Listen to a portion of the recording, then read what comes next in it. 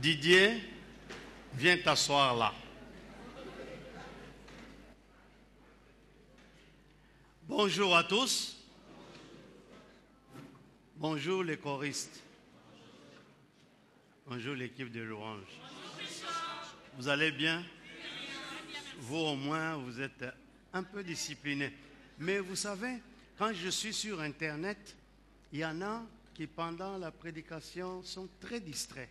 Faites attention, vous êtes suivis dans le monde entier. Vous aussi.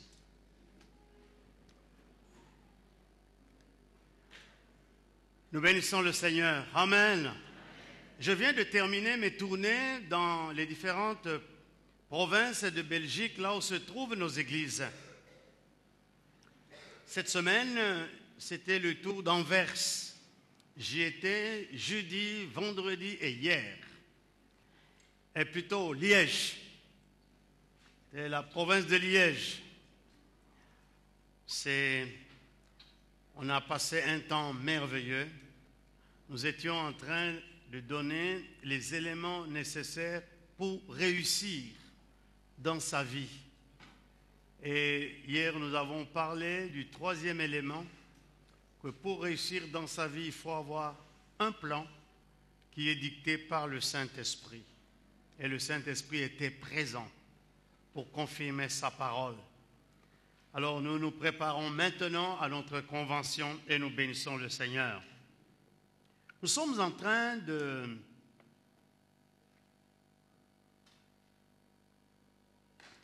parler sur l'Église, la semence de Dieu.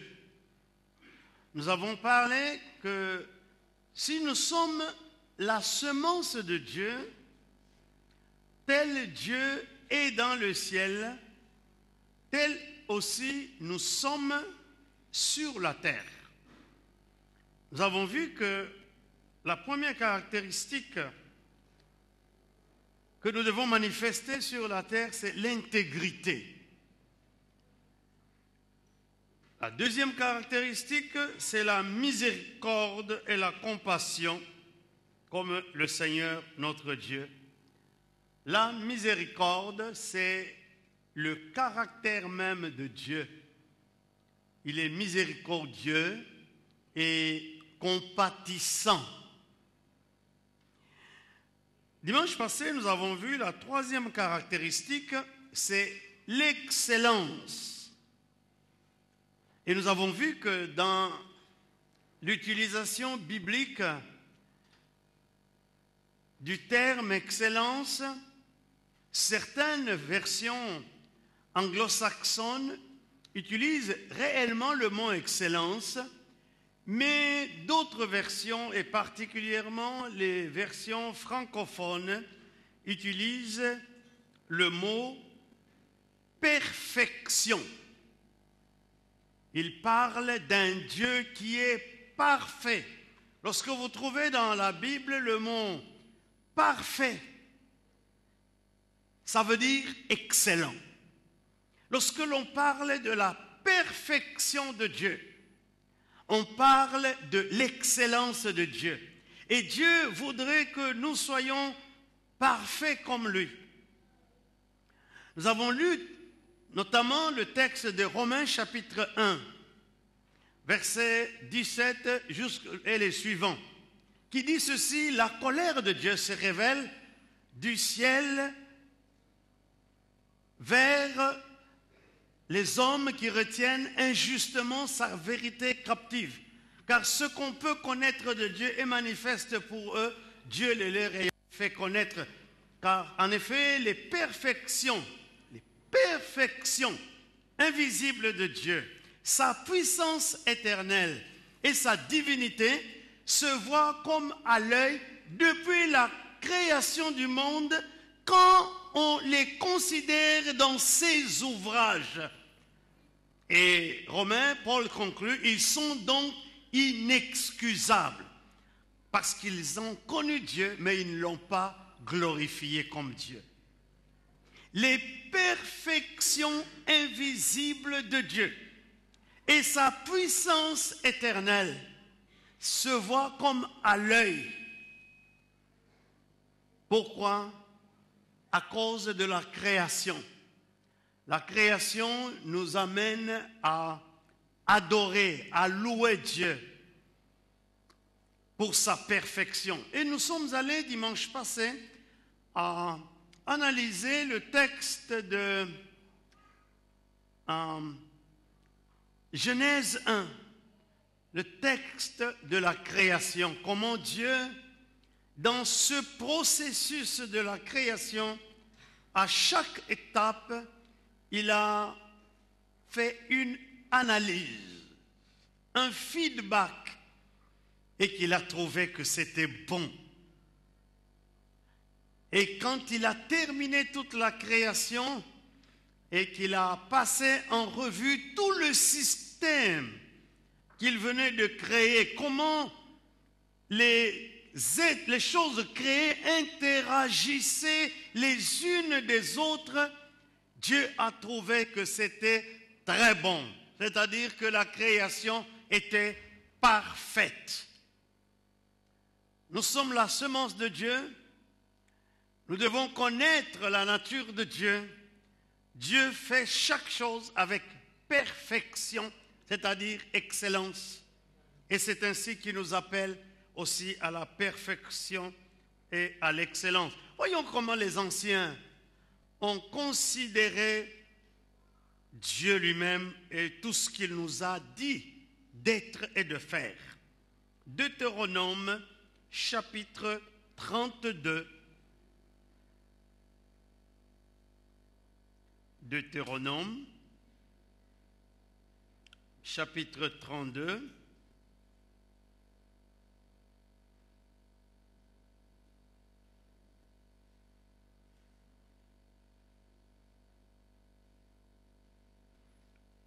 Verset 4. Nous lisons ceci.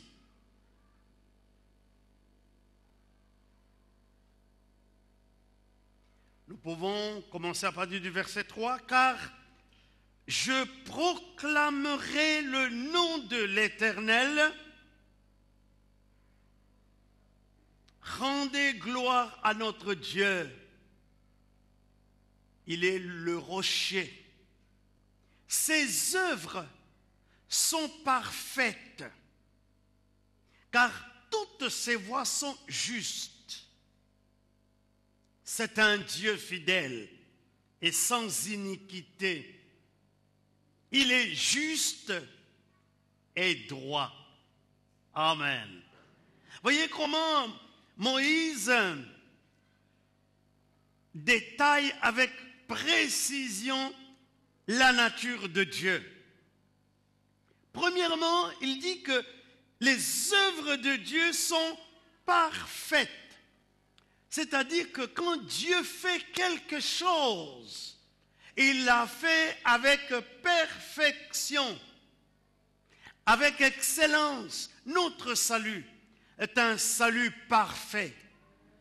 Lorsque tu es malade et Dieu te guérit, il te guérit parfaitement de manière excellente. Il n'y a rien à revoir ni à redire.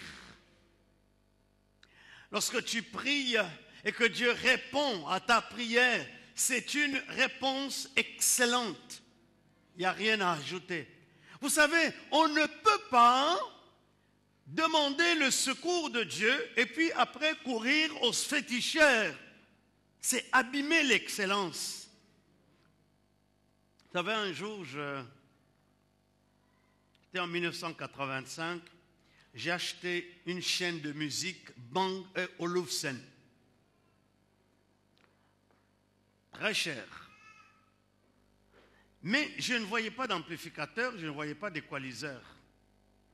Je suis allé chez mon revendeur, je lui ai dit, est-ce que je peux avoir un amplificateur et un équaliseur? Il m'a regardé. Il m'a dit, Monsieur Mouchebele, vous avez acheté la chaîne la plus parfaite qui existe. Y mettre amplificateur, Sony ou que sais-je, c'est comme mettre un couteau dans le haut-parleur.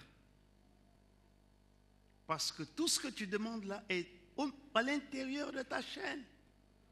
Lorsque nous venons à Dieu demander quoi que ce soit et que nous voulons bricoler à côté de la solution de Dieu ou en attendant la solution de Dieu, nous sommes en train de perturber les eaux propres, les eaux pures. C'est comme qui mettrait un couteau dans un haut-parleur. Les œuvres de Dieu sont parfaites, excellentes. Alléluia. Et Moïse continue. Il dit, car toutes ces voies sont justes, dans le sens que les voies du Seigneur sont mesurées avec précision. Au laboratoire des sciences, nous mesurons les longueurs au micron. Pas seulement au mètre et au centimètre, mais si nous voulons que cela soit bien précis, nous mesurons ça, pas au millimètre, mais au micron.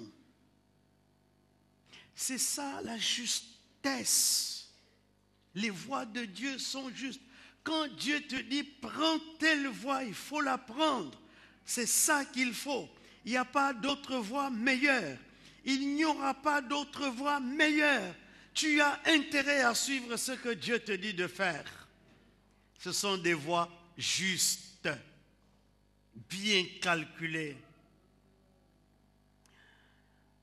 Il dit, c'est un Dieu fidèle et sans iniquité. Voyez, la fidélité de Dieu, c'est le fait que quand il noue amitié et relation avec toi, il ne te lâche plus. Il ne t'abandonne plus. Où tu vas, il est avec toi. Il est comme ton ombre. Quelle précision, quelle excellence, quelle perfection nous avons en Dieu. Et il termine en disant, il est juste et droit. Voyez, notre Dieu n'est pas à confondre avec les autres petits dieux. C'est pour cette raison, quand Dieu a appelé Abraham, Abraham a compris. Il y avait des dieux en Mésopotamie. Mais Abraham a compris que la voix qui lui parle, là, elle est différente. C'est une voix droite, précise. Abraham a obéi. Quand Dieu a appelé Israël de sortir de l'Égypte pour aller dans la terre promise, il y avait là-bas d'autres peuples. Mais Dieu leur a dit, ils ont leur Dieu. C'est pour cette raison, dans les 10 commandements, il dit, tu n'auras point d'autre Dieu devant ma face, parce que ça ne sert à rien. Quand tu as Dieu, tu as tout. Tu n'ajoutes à rien. Il y a des Africains, il a Dieu ici, il a la pratique des ancêtres là-bas, il a des petites statuettes là. Quand il va voir sa grand-mère, il lui donne des cordes à mettre dans ses hanches. Il vous dit, non, non, ça c'est une protection que nous avons eue depuis les ancêtres. Tu n'as pas besoin de tout ça. Dieu seul suffit. Il te couvrira suffisamment et te protégera. Alléluia. Nous allons voir un autre texte au sujet de l'excellence de Dieu.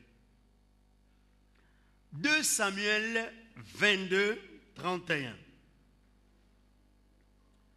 2 Samuel, chapitre 22, verset 31.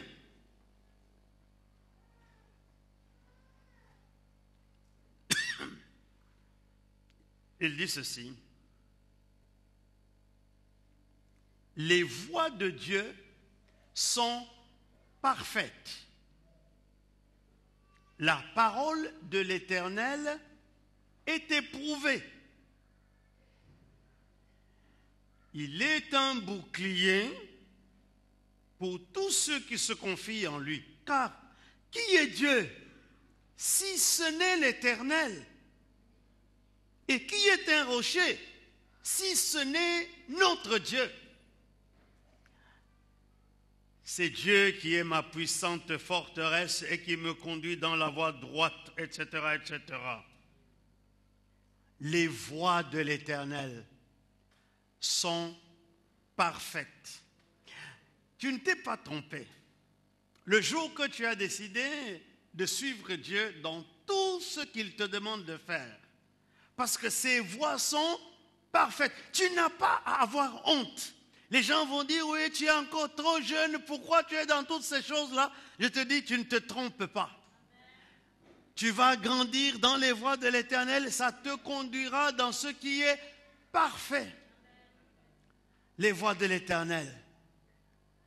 Et quand nous découvrons les voies de l'Éternel, nous ne pouvons pas sortir de là parce qu'il n'y a pas meilleur que les voies de Dieu. La parole de l'Éternel est éprouvée. C'est-à-dire que la parole de l'Éternel a déjà fait ses preuves depuis que l'homme est sur la terre. Allez interroger Noé. Il te dira que la parole de l'Éternel est éprouvée. Dieu a dit à Noé, je vais faire pleuvoir sur la terre la pluie abondante qui va tout inonder. Noé, construis-toi une arche et où tu te cacheras quand viendra le moment de désastre. Noé a écouté la voix, la parole de l'Éternel. Il a construit l'arche. Il était considéré aux yeux de ses contemporains comme un détraqué mental, un arriéré. On ne comprenait plus ce qu'il faisait. Mais lui, il a suivi la parole de l'Éternel. Et un jour, il est arrivé qu'il a plu. Et seul Noé était sauvé. Allez demander à Daniel, à Babylone. On l'a arrêté. D'abord, il a suivi la parole de Dieu. Il est devenu le meilleur de toute sa promotion. Il était l'homme excellent. Après 3 ans de formation à la faculté d'administration et de droit du roi Nebuchadnezzar, le meilleur, le major de sa promotion. Allez demander à Daniel. Quand Nebuchadnezzar l'a obligé à adorer sa statue, il a voulu obéir à la parole de Dieu. On l'a jeté dans la fosse aux lions, mais les lions n'ont rien fait. Quand le roi Nebuchadnezzar est venu le matin et il a posé la question, Daniel, serviteur du Dieu vivant, est-ce que ton Dieu a pu te protéger contre l'agressivité des lions? Il dit, ô roi, vis éternellement. Le Dieu que je sers a trouvé que j'étais innocent. Il a envoyé ses anges qui ont fermé la gueule des lions. Ils m'ont fait aucun mal. Et quand Daniel est sorti de là, Nebuchadnezzar a proclamé des paroles extraordinaires. Il est le Dieu puissant. Son règne est infini. Il a adoré, il dit, je proclame et je promulgue que dans tout l'empire de Babylone, on adorera uniquement le Dieu de Daniel. Allez demander à Shadrach, Meshach et Abednego, qui ont accepté d'obéir à la parole de Dieu, ce que Dieu a fait pour eux. Dieu les a sauvés, Dieu les a délivrés. Allez demander à Pierre, qui était arrêté par Hérode. On voulait tuer Pierre par les Juifs, mais l'Église a prié. L'Église est basée sur la parole de Dieu pour intercéder en faveur de Daniel. La parole déclare que la veille qui a précédé le jour qu'on devait livrer Daniel, eh bien un ange de Dieu est descendu du ciel dans la prison où était Daniel. Les chaînes de prison étaient brisées de Daniel et les fondements de la prison se sont ébranlés et les portes de la prison étaient ouvertes et Pierre s'est retrouvé dehors, sauvé.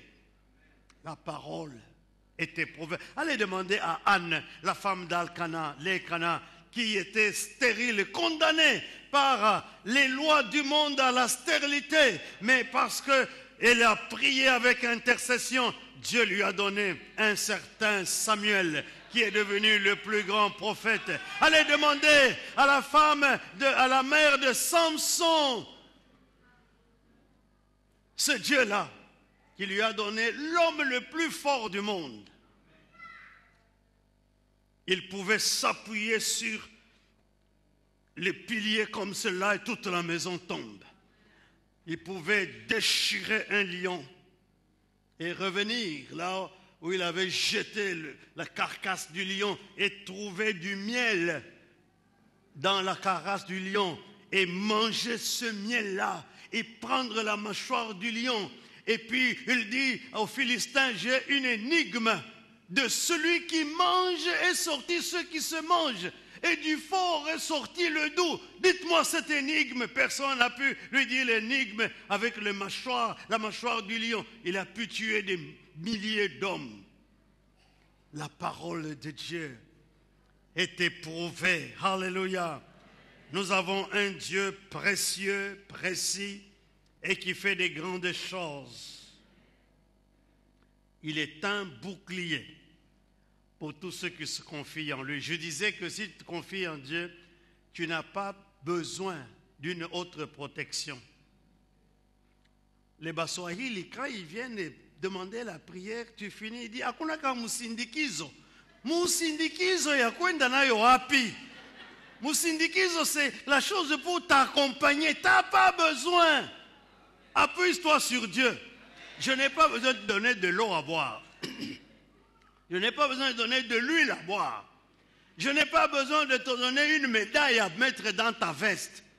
La parole de Dieu suffit. Dieu te protégera. Alléluia. Nous continuons dans les perfections invisibles de Dieu. Psaume 19, verset 8. Le livre des psaumes. Chapitre 19, verset 8, nous lisons, « La loi de l'Éternel est parfaite, elle restaure l'âme. Le témoignage de l'Éternel est véritable, il rend sage l'ignorant. » Vous savez, les gens ont peur de la loi de l'Éternel. Il y en a même qui ont peur juste de la réciter. Mais j'aimerais te garantir que la loi de l'Éternel est parfaite, elle est excellente. Tu n'as pas à avoir peur de la loi de l'Éternel. C'est une perfection. Ne fuis pas devant la loi de l'Éternel. Même si, en la répétant, ça te condamne pour d'autres choses, mais nous avons le moyen de venir à obtenir le pardon de Dieu. Mais la loi comme telle, elle est parfaite, elle est excellente. Pourquoi? Parce qu'elle restaure l'âme. Elle restaure l'âme. Vous savez, quand Adam a péché dans le jardin, il a fui, il est allé se cacher. Quand il a entendu la voix de Dieu, il tremblait. Dieu a dit, Adam, où es-tu? Il dit, Seigneur, je suis caché ici. Pourquoi? Ah, parce que la femme que tu m'as donnée, etc., etc. Dieu a restauré Adam. Il a tué un animal. Lui qui avait cousu les feuilles, Dieu lui a donné une peau d'animal pour se protéger. Lorsque nous sommes devant la loi du Seigneur, elle nous restaure. Elle présente les deux faces de Dieu. Le Dieu législateur qui punit, mais de l'autre côté, le Dieu miséricordieux qui pardonne. Le Dieu législateur qui sanctionne les fautes et les péchés, mais le Dieu compatissant qui veut le bien du pécheur. Voyez, la loi restaure notre âme. Elle nous enlève de la peur des choses de la vie. Nous pouvons marcher tranquille dans le chemin de la vie, sachant que nous avons un Dieu qui nous aime. Elle restaure l'âme. Le témoignage de l'Éternel est véritable. Parce qu'il rend sage l'ignorant. Lorsque nous commençons à nous appuyer sur Dieu, à compter les bienfaits de Dieu, à regarder ce que Dieu a fait pour les autres, à nous encourager aussi. Nous devenons sages. Nous savons que si Dieu l'a fait pour l'un, il le fera aussi pour l'autre. Dieu n'a pas d'enfants favoris et d'enfants chéris. Dieu a tout le monde comme enfant. Dieu n'a pas de petits-enfants. Chaque enfant doit se présenter devant le Seigneur pour son propre cas. Alors, c'est un Dieu formidable qui est parfait, qui est excellent. Alors, dans l'épître de Jacques, chapitre 1, verset 4. Jacques, chapitre 1, verset 4. Il dit ceci. Nous pouvons lire à partir du verset 2. Mes frères, regardez comme un sujet de joie complète les diverses épreuves auxquelles vous pouvez être exposés, sachant que, suivez bien ça, l'épreuve de votre foi produit la patience. Verset 4. Mais il faut que la patience accomplisse parfaitement son œuvre, afin que vous soyez parfaits et accomplis sans faillir en rien. Voici ce que Jacques nous dit. Les épreuves ont un travail à faire en nous. C'est pour nous amener à la patience. Cette patience a un but. C'est d'accomplir parfaitement l'œuvre de Dieu en nous.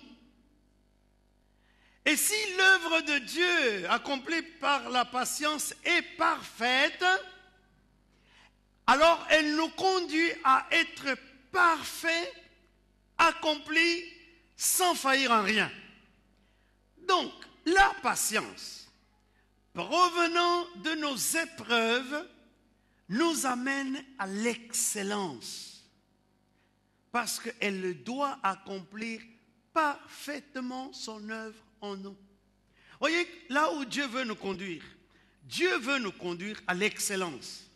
Il amène des épreuves, ce n'est pas pour nous noyer ou nous nuire. Il amène des épreuves dans notre vie pour que ces épreuves créent la patience. Et nous connaissons le travail de la patience. C'est que la patience doit accomplir une œuvre de nous conduire à l'excellence. Elle t'a dit quoi?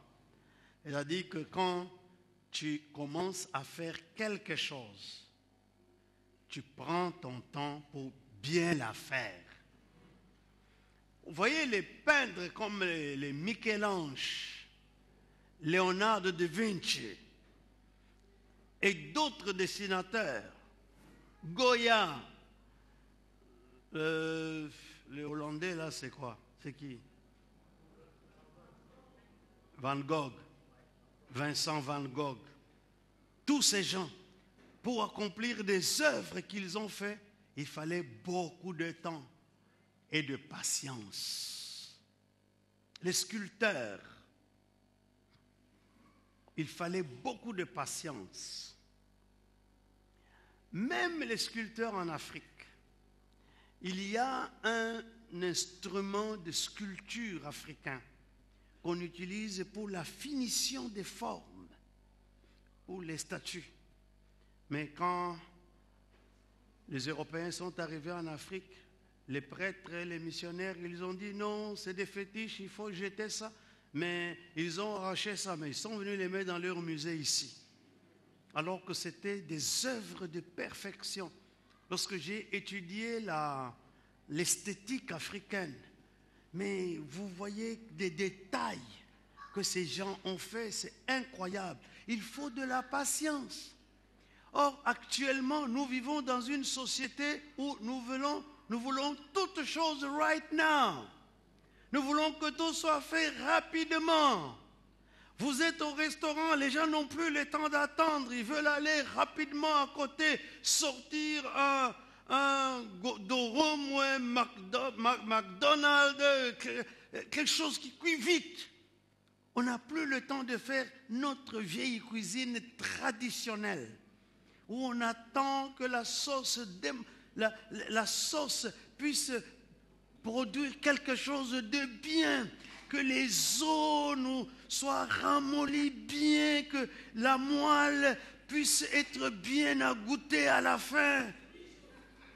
C'est pas possible, parce que les gens n'ont plus le temps d'attendre. Il n'y a plus de ces femmes de ménage qui passent maître à l'art de faire la bonne cuisine où tu te mords les doigts.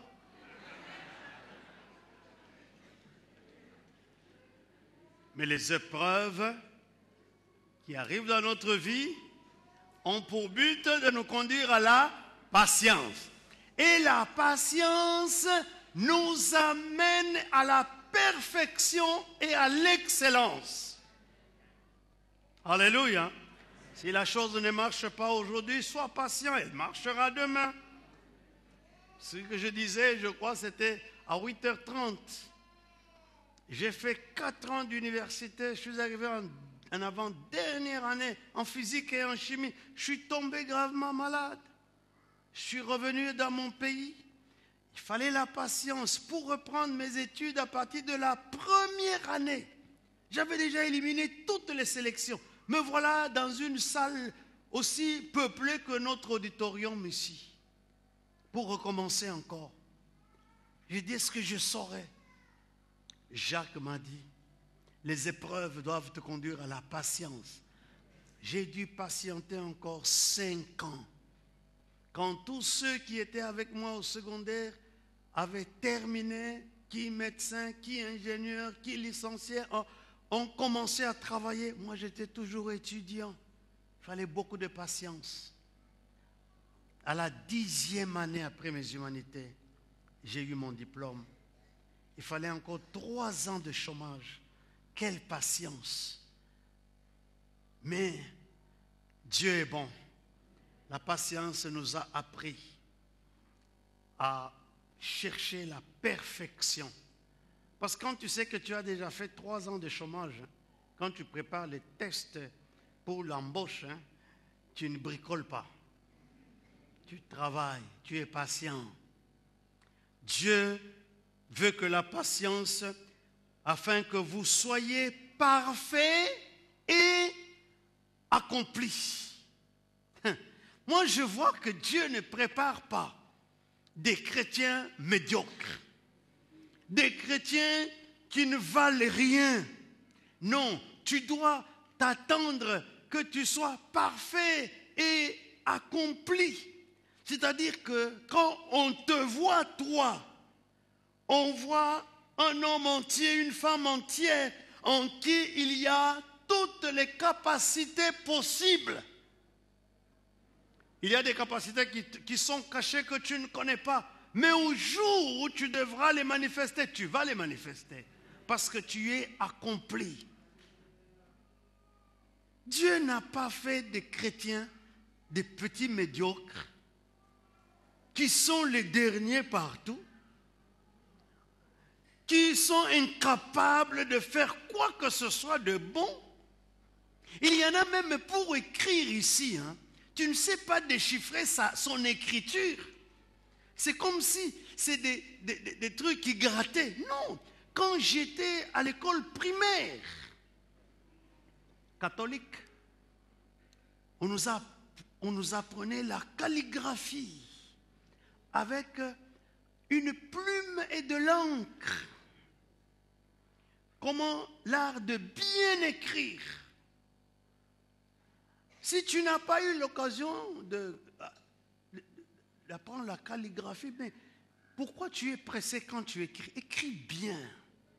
Parce que nous sommes appelés à être parfaits, à être accomplis, sans faillir en rien. Dieu ne prépare pas, je répète encore, des petits médiocres chrétiens.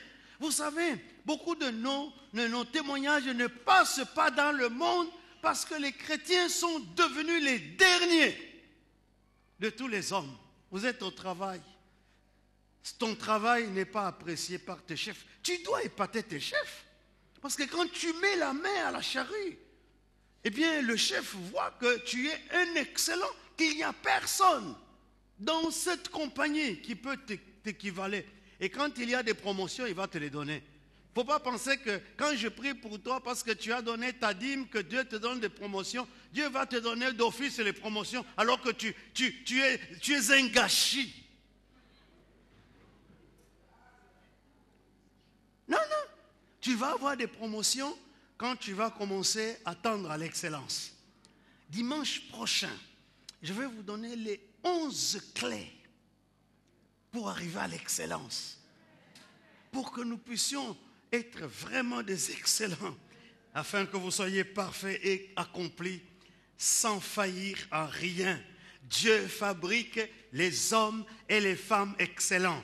Dieu fabrique les jeunes filles et les jeunes garçons excellents. Dieu fabrique des hommes matures excellents. Quand tu es au milieu des autres, quand tu prononces ton discours, tout le monde l'applaudit. Quel discours extraordinaire. Mais quand tu parles, les gens, personne ne t'écoute. Parce que même ta façon de parler, là, on n'entend pas ce qui sort de ta bouche. Tu murmures, une parole sort, l'autre parole est avalée, etc. Comment tu veux que les gens applaudissent à ce que tu dis ou disent Amen?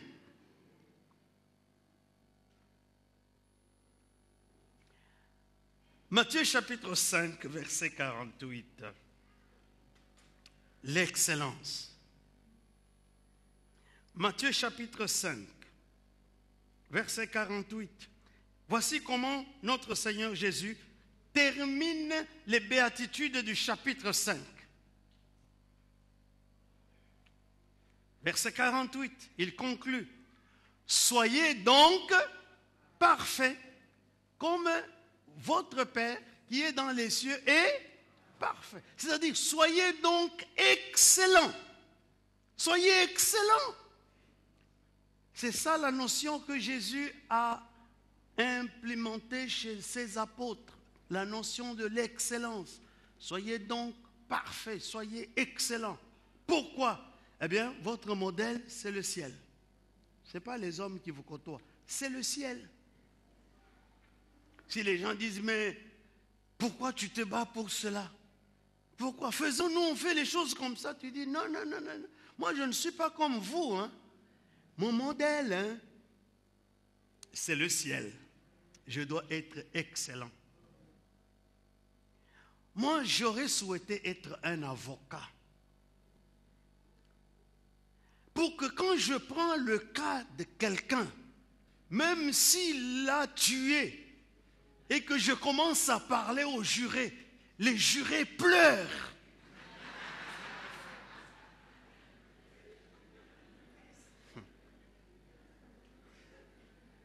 Mais c'est vrai. Mais vous savez, si tu tombes sur un mauvais avocat, il arrive là-bas, il commence à manger dans la bouche. Les gens posent les questions. Le président du jury pose la question à l'avocat. Il n'a pas de parole pour te défendre. Ce n'est pas normal.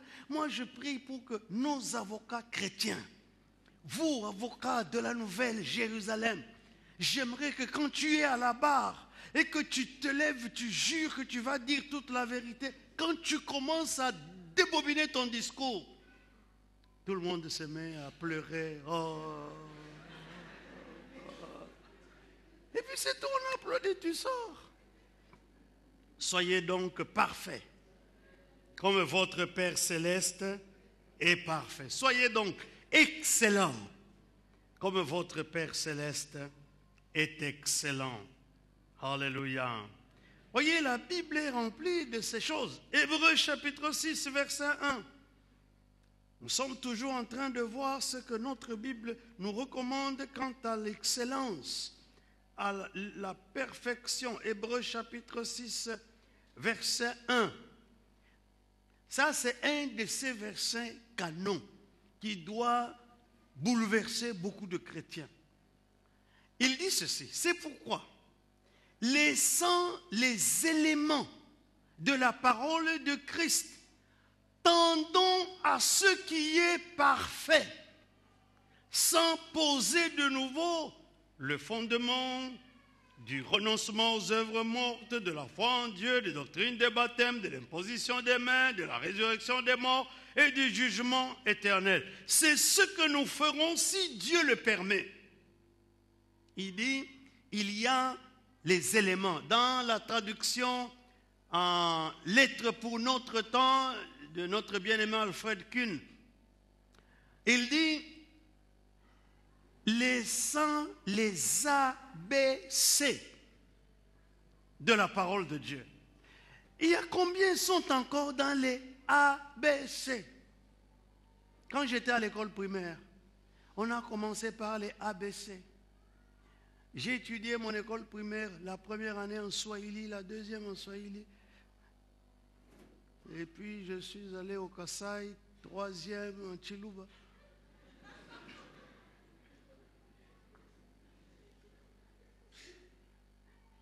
Mais après un temps, ce n'était plus les ABC.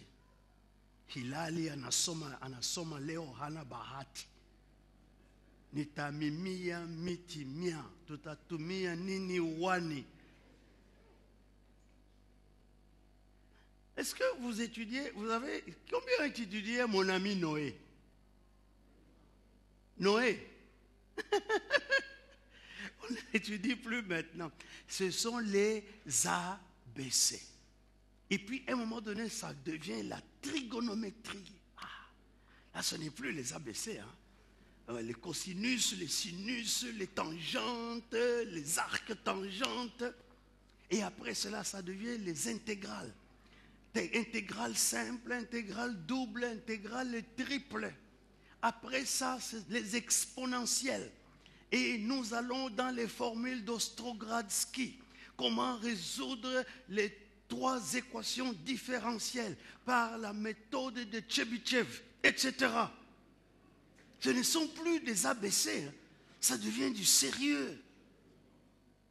Et vous pensez que dans le livre du Seigneur, c'est toujours, oui, la foi, il faut avoir la foi en Dieu, il faut renoncer à ceci, il faut ceci. Il dit ça, c'est les ABC, c'est les éléments, des choses élémentaires qui doivent constituer notre base. Mais après cela, nous commençons à tendre à la perfection, à l'excellence. Quand nous avons posé les fondements avec les ABC là, on s'élève. Nous commençons à tendre vers l'excellence. L'excellence, c'est quoi? C'est de ressembler à Dieu. Que dans tout ce que je fais, on voit la trace de Dieu. Ce n'est plus le problème de la foi, parce que dans l'excellence, c'est ce que moi je produis, pas ce que Dieu me donne. Dieu m'a déjà tout donné. Ce que je produis, c'est l'excellence. Donc, je commence à ce que quand je fais quelque chose, on retrouve la trace de Dieu. Et les gens disent, il est différent de nous. Daniel a été excellent, on a trouvé la trace de Dieu. Shadrach, Meshach et Abednego ont été excellents, on a retrouvé la trace de Dieu. Les prophètes comme Élie, ils ont été excellents. On a retrouvé la trace de Dieu. Quand le Seigneur Jésus-Christ est venu dans le monde, les gens même de son village disaient, mais sa mère Marie, nous la connaissons, son père Joseph est là, mais ses frères Jude et les autres, nous les connaissons. Mais lui, d'où lui vient cette sagesse? On a trouvé en lui le doigt de Dieu. Lui-même, il dit, si c'est par le doigt de Dieu que je chasse le démon, donc le royaume de Dieu est venu parmi vous. Tendons à ce qui est parfait. Ne soyons pas des chrétiens qui sont toujours en train de tourner. Quelqu'un m'a dit, oui, dans votre église, vous ne condamnez plus les péchés, vous ne parlez plus de choses, vous n'imposez pas les mains aux gens pour que les gens puissent... J'ai dit, mais j'ai fait tout cela. J'ai condamné les péchés. J'ai imposé les mains sur les gens sont tombés par terre, ils ont vomi, ils se sont roulés dans leur vomissure. J'ai prié pour ceci, mais les gens ne changent pas.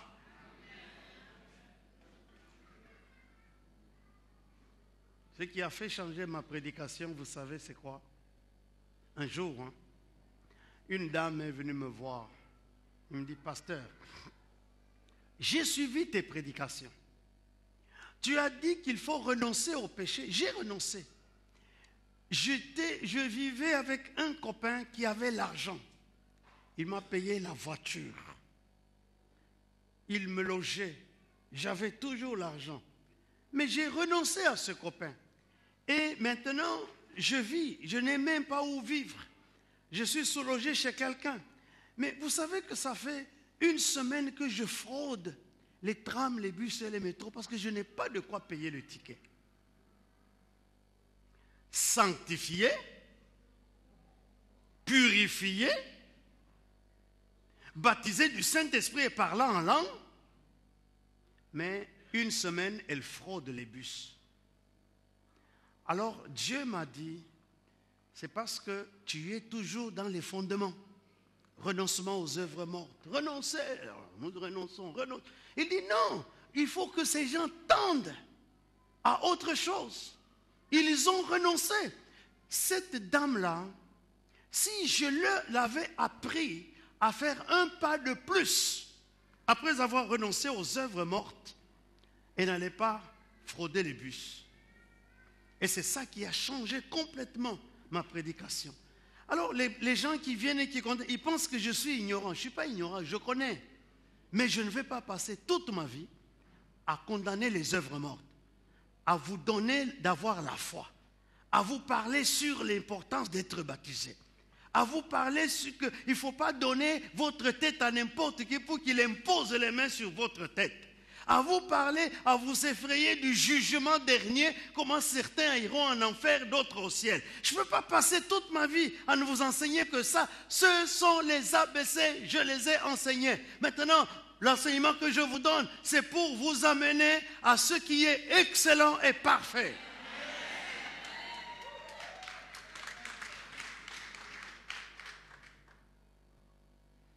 Nous devons quitter l'école primaire. Laissez-moi vous lire un autre texte. Colossiens 1, 28. Voyez, la perfection, l'excellence, c'est quelque chose d'extraordinaire si nous pouvons l'exercer. Colossiens 1, 28. Regardez ce texte. C'est un diamant. Paul dit, c'est lui que nous annonçons. Lui, c'est qui? Jésus. Exhortant tout homme et instruisant tout homme en toute sagesse, regardez, afin de présenter à Dieu tout homme devenu parfait en Christ. C'est à quoi je travaille. En combattant avec sa force qui agit puissamment en moi. Voyez, le combat spirituel ici, ce n'est pas chasser les démons. Ce n'est pas briser les liens de la sorcellerie et de l'héritage de nos ancêtres. Non! Paul dit que, je m'adresse et j'exhorte tout homme. Messieurs, est-ce que vous m'entendez?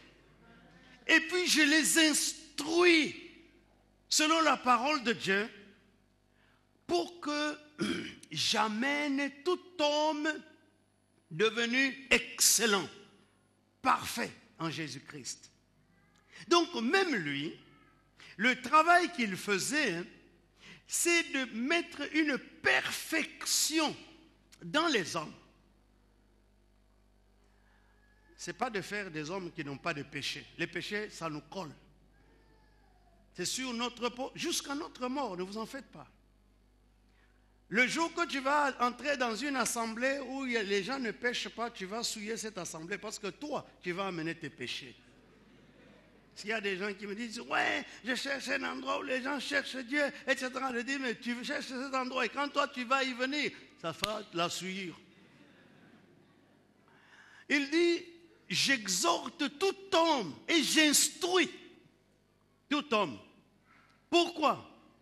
Afin que je présente à Dieu quel type d'homme? Excellent. Quel type de femme?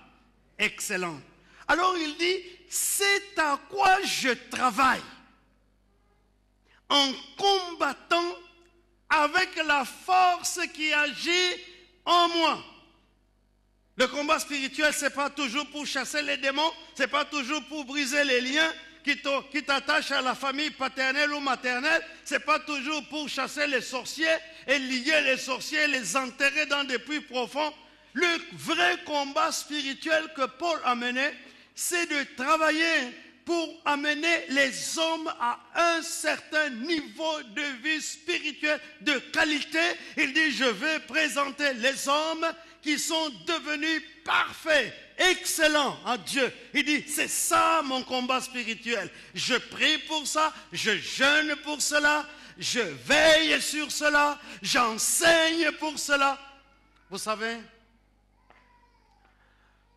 j'ai refusé de préparer des sermons selon les méthodes classiques. Où j'arrive, je dis, oui, ici Paul était à Tarse, il était en train de pécher, etc., etc. Et puis je termine un discours où il n'y a rien du tout. Mon but, c'est d'élever le niveau de mes auditeurs.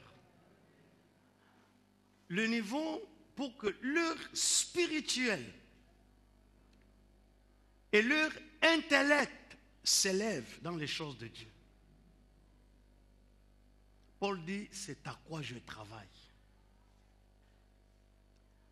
Voyez donc, je ne travaille pas. Quand je commence une église, comme au début là, j'ai commencé par les ABC, par le primaire, l'école primaire de la foi. Je me rappelle des moments où on allait baptiser 60 personnes. Et plusieurs fois, nos services de baptême étaient remplis. Mais après cela, je me rappelle des jours, tous les dimanches, où chaque fois, je demandais aux gens d'accepter Jésus et des foules s'avançaient. Quand nous avons créé le département des nouveaux convertis, ma femme me dit, mais tu ne demandes pas aux gens d'accepter Jésus, et s'il y en a qui viennent et qui veulent accepter Jésus, ils vont faire quoi? Je dis, ça ce n'est pas mon problème. Il y a 26 ans, je faisais cela. Maintenant, j'ai un groupe de gens qui sont là et qui doivent être perfectionnés. Mon but, c'est de former notre caractère. Il dit, c'est ce à quoi je travaille. Bon, c'est ça la perfection. Maintenant, laissez-moi, avant de terminer, vous parler d'un principe très important dans la recherche de l'excellence. C'est le principe de Rebecca. Dites le principe de Rebecca. Rebecca est une jeune fille, mais elle nous a laissé un principe important. Normalement, tout mon message de ce jour devait être simplement le principe de Rebecca si j'avais fini, parce que tout ce que je vous ai dit aujourd'hui, c'est ce que je devais dire aussi dimanche passé. Vous vous rappelez, j'ai coupé ça. Mais maintenant, je vais escamoter un peu dans le principe de Rebecca. Mais ne vous en faites pas, je terminerai bien à temps. Ça va? Vous voulez savoir de quoi il s'agit, le principe de Rebecca? Bon, nous allons dans le livre de Genèse, chapitre 24. Une jeune fille, sage, intelligente, parfaite.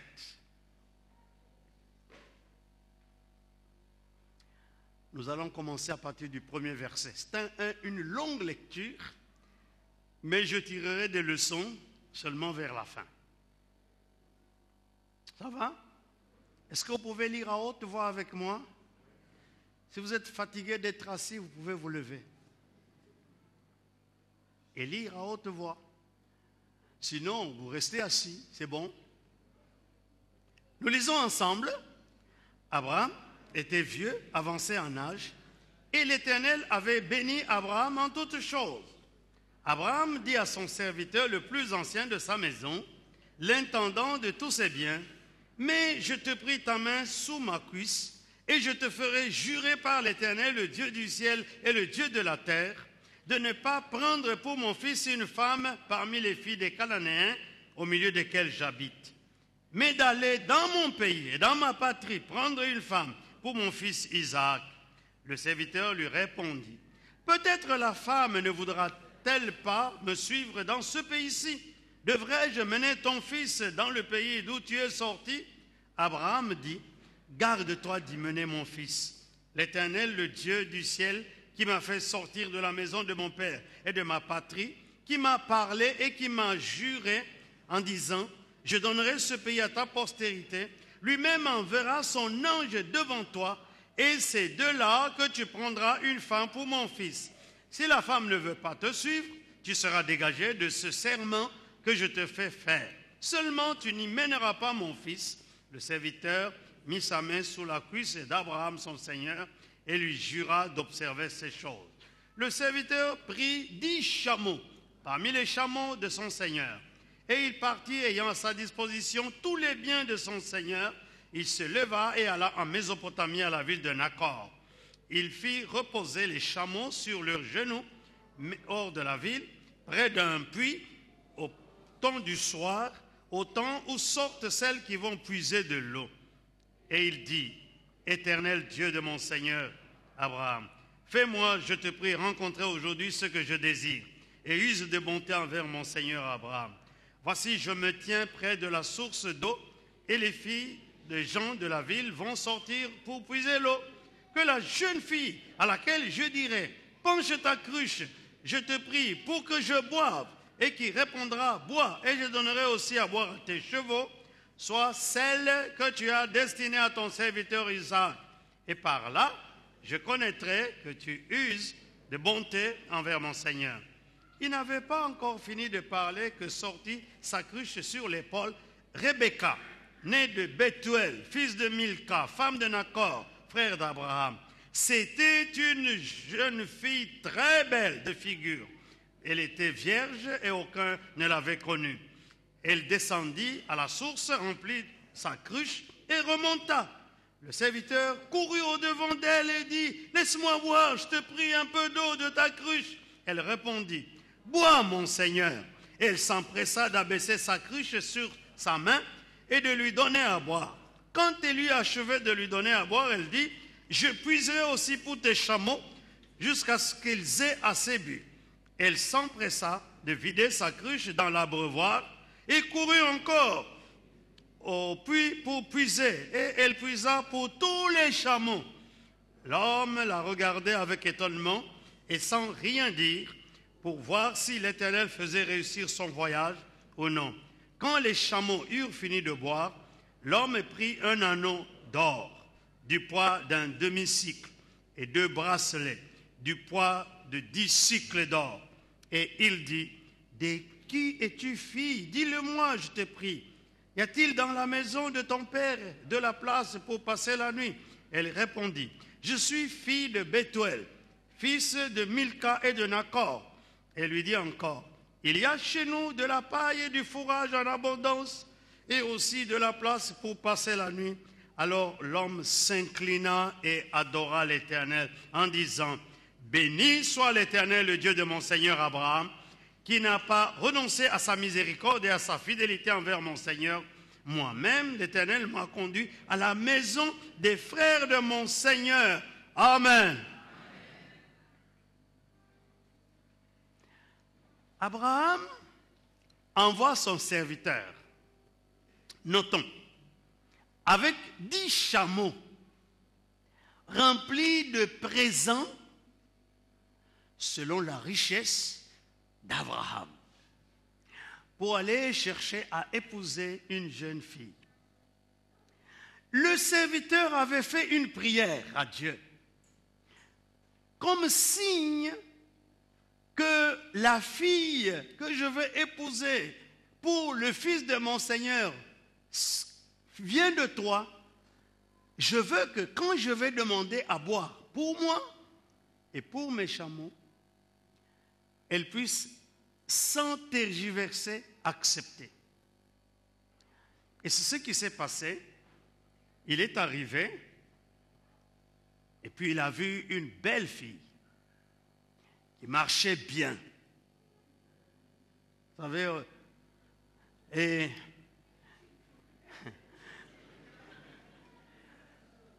il a dit, ça, c'est bon pour le fils de mon Seigneur. Elle est allée, elle a puisé son nom, elle a mis la cruche sur sa tête. Je crois qu'en ce pays-là, on met la cruche sur leur tête. Et il est venu, il lui a demandé de boire. Voici ce que Rebecca lui dit, je vais te donner à boire, je vais donner aussi à tes chameaux. Maintenant, écoutez-moi bien. Selon les études scientifiques, un chameau du désert, il boit 100 litres d'eau en 10 minutes. Et lui, il en avait 10. Il fallait une femme, une fille qui a du cœur. Supposons que chaque cruche qui était sur sa tête, que la cruche qui était sur sa tête avait la capacité de 10 litres. Cela veut dire que cette jeune fille devait aller un minimum de fois, 10 fois, pour abreuver tous les 10 chameaux, plus le chef. Or, 10 litres, ce n'est pas la totalité de la capacité. Il y en a qui boivent un peu plus. Disons, par exemple, que cette fille devait y aller peut-être 12 fois pour cet homme, plus la fois de l'eau qu'elle allait amener chez elle, au moins 13 fois ou 15 fois. Et c'est ce qui est arrivé. Quand elle a fait cela, elle a reçu un anneau d'or. Et on donne le poids en or. Vous savez, quand vous allez acheter les choses en or, on met ça toujours sur la balance. C'est en fonction du poids qu'on te vend, l'or.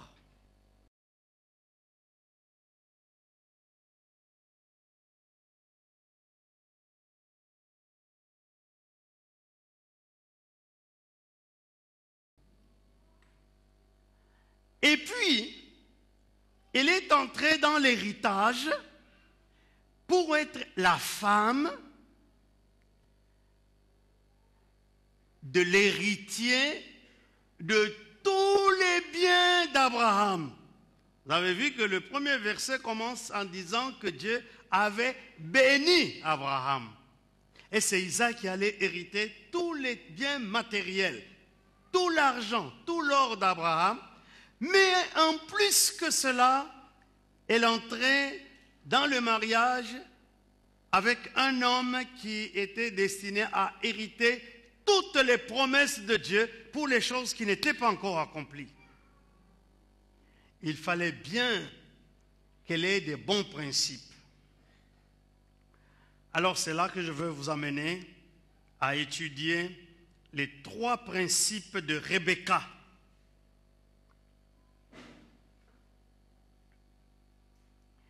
Premier principe que Rebecca a utilisé, il faut aller au kilomètre suivant. C'est-à-dire, ne pas se contenter à faire seulement le premier kilomètre, mais en faire un deuxième et même un troisième.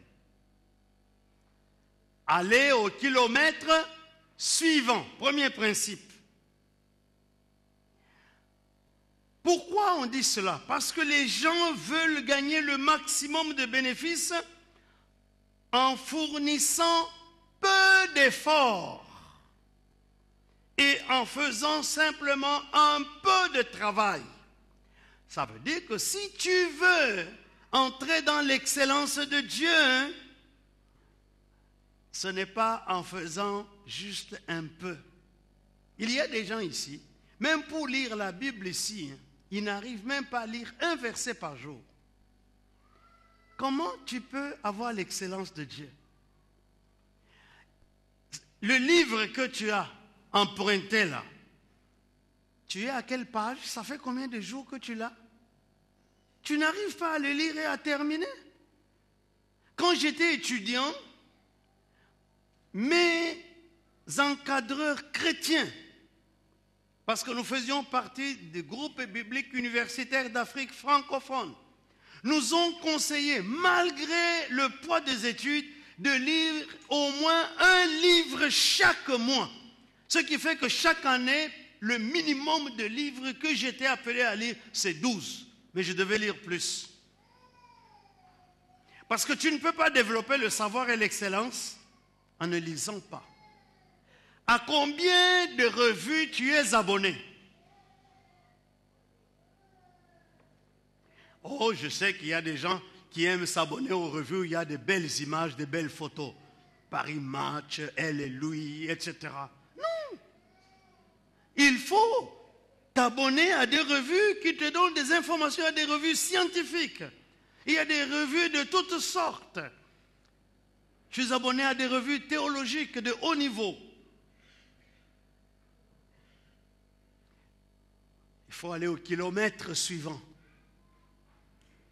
Alors il y en a, quand il a son diplôme, oh chouette, il met son diplôme dans la valise, il ne lit plus rien.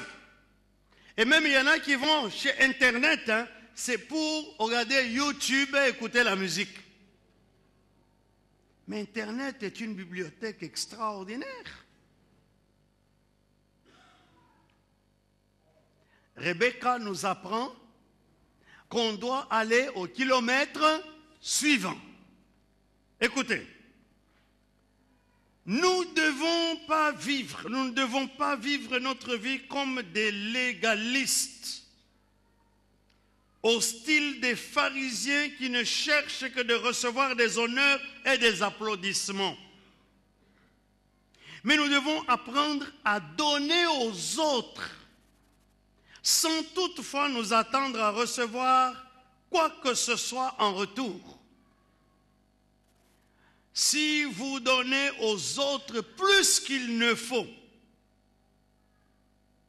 il ne faut pas le regretter. Car un jour, quelque part, quelqu'un le reconnaîtra et probablement va vous récompenser. C'est ce qui est arrivé à Rebecca. Elle a fait 1 kilomètre de plus. Je te nourris, toi, je t'abreuve, toi. J'abreuve aussi tes 10 chameaux. Je sais que ça me demande beaucoup de travail, mais je vais le faire volontiers. Et elle a été récompensée. Même s'il n'était pas récompensé en ce moment-là, un jour, sa récompense allait venir. Le premier principe, c'est qu'il faut beaucoup d'efforts et du travail, particulièrement vis-à-vis des autres aussi, si nous voulons bénéficier de quelque chose de bien. Supposons que cette fille n'avait pas suivi ce principe. Elle allait rater un bon mariage. Combien de nos filles ratent des bons mariages? Parce qu'elles sont méchantes, parce qu'elles ne veulent pas fournir des efforts, parce qu'elles sont paresseuses. Combien de gens, au niveau de leur travail, sont toujours en retard, ou ils partent toujours avant l'heure? Après un moment, on te chasse. Tu dois apprendre à aller plus d'1 kilomètre. Ton travail se termine à telle heure. Si tu as encore à faire, pourquoi remettre ça à demain? Autant terminer ça. Tu seras le bon candidat à l'excellence. Deuxième principe. Nous ne pouvons pas marcher le kilomètre suivant sans avoir fait d'abord le premier kilomètre. Vous savez, hein, il y a des gens qui sont toujours en train de construire les châteaux en Espagne. Vous savez ce que ça veut dire? Non, non. Chez moi en Afrique, hein, ça se comprend bien. Tu n'as jamais été en Europe. Un jour, j'ai trouvé quelqu'un qui dit, est-ce que tu peux me croire? J'ai dit, quoi? Nous sommes au Congo. Hein. Est-ce que vous savez que je vais aller construire un chalet en Espagne? Bon, en ce moment-là, je ne sais même pas le chalet, c'est quoi? Je dis, tu as déjà été en Espagne? Il dit, jamais. Tu as déjà été en France? Jamais. Tu as déjà été en Belgique? Jamais. Mais il veut aller construire un chalet en Espagne. Il y a des gens qui, tu les trouves hein, au champ là-bas. On les appelle les cultivateurs du doigt. Vous voyez cette étendue-là? Mon champ va commencer ici. Ça va aller jusque là. Et tout ça, ça sera mon champ. Au moment de la récolte, tu viens, il n'y a pas de champ là-bas. C'était son doigt qui cultivait. Quand je suis arrivé en Europe, écoutez-moi bien, 99% des Congolais que j'ai trouvés à Bruxelles, c'était des grands hommes d'affaires. Qu'est-ce que tu fais dans la vie? Je suis dans les affaires. Qu'est-ce que tu fais? Oh, je suis dans l'import-export. Ah! C'est-à-dire quoi? Non, je prends la marchandise ici, je vais à Kinshasa, j'amène la marchandise, mais il est pauvre, il n'a rien.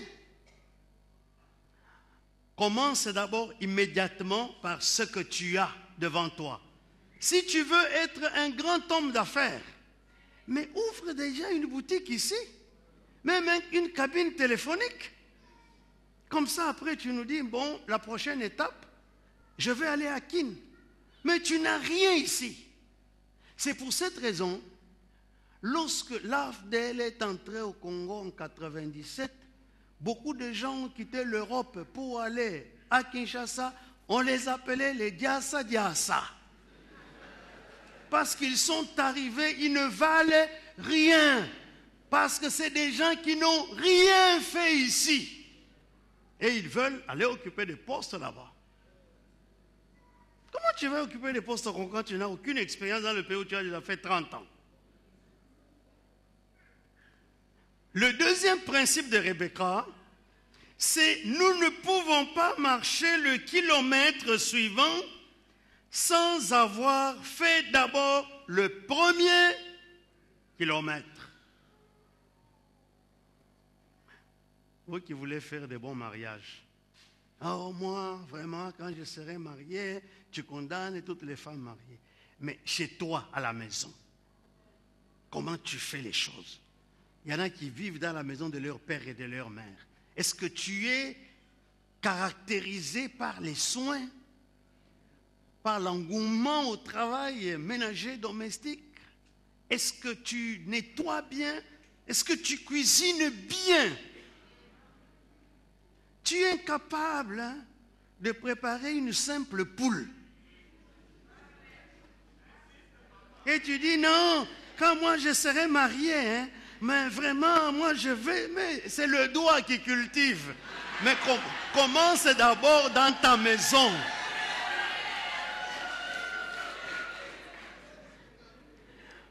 Si tu veux faire 2 kilomètres, commence d'abord à faire 1 kilomètre. Troisième principe de Rebecca. La bénédiction extraordinaire est le résultat d'un effort extraordinaire. Voyez, les gens moyens se contentent d'une bénédiction ordinaire. Vous savez, Il y a des païens qui ne prient pas et Dieu les bénit. Il leur envoie, il y a le soleil qui est là. Le soleil se lève pour tous, c'est la bénédiction de Dieu pour tout le monde. Quand il pleut dans les champs des païens, il pleut dans les champs des chrétiens. C'est la bénédiction ordinaire. Quand tu sèmes, tu moissonnes, c'est la bénédiction ordinaire. Mais les gens qui tendent à l'excellence, ils veulent avoir une bénédiction extraordinaire. Rebecca, elle a reçu une bénédiction extraordinaire. Avec l'effort qu'elle a fourni, un effort extraordinaire de donner à boire à 10 chameaux qui viennent de traverser le désert, juste avec sa cruche, et n'est pas allée demander la main forte de qui que ce soit, seule, parce qu'elle savait qu'elle a de la capacité pour faire cela. Il y a des choses que tu peux faire seul. Oh, ici on ne m'aide pas, c'est toujours moi, c'est toujours toi, mais tu peux le faire sans murmurer. Il y a de ces femmes-là à la maison, juste transporter un bassin d'eau, venir déposer à table. Et vous ne m'aidez pas. Et les enfants, venez. Et à un moment donné, les enfants commencent à te fuir. Mais oui. Et non, c'est là, c'est toujours nous envoyer. Fais ceci, fais cela. Non, non, non, non, non, non. Il n'y a pas d'effort. Fais d'abord ce que tu peux faire. Fais ce qui est extraordinaire. Tu veux que Dieu exauce tes prières? Fais des prières extraordinaires. Tu veux que Dieu te donne une bénédiction extraordinaire, remarquable? Fais ce qui est extraordinaire. Ne te contente pas de l'ordinaire.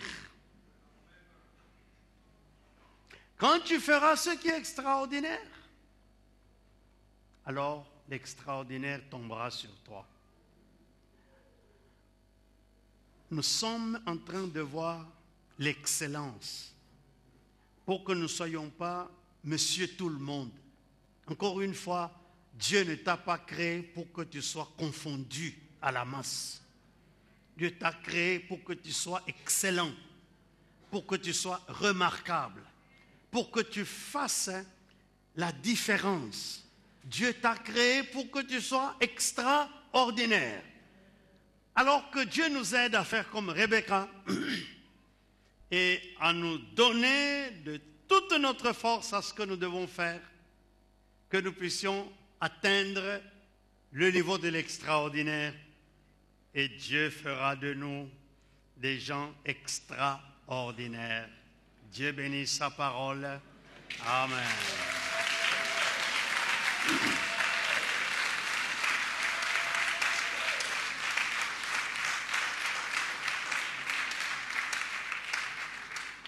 Nous allons nous incliner dans la prière. Je voudrais saluer nos internautes. Que Dieu vous bénisse, vous qui nous suivez de par le monde. Nous voulons votre excellence aussi. Seigneur notre Dieu, nous invoquons ton nom dans ce culte de la mi-journée.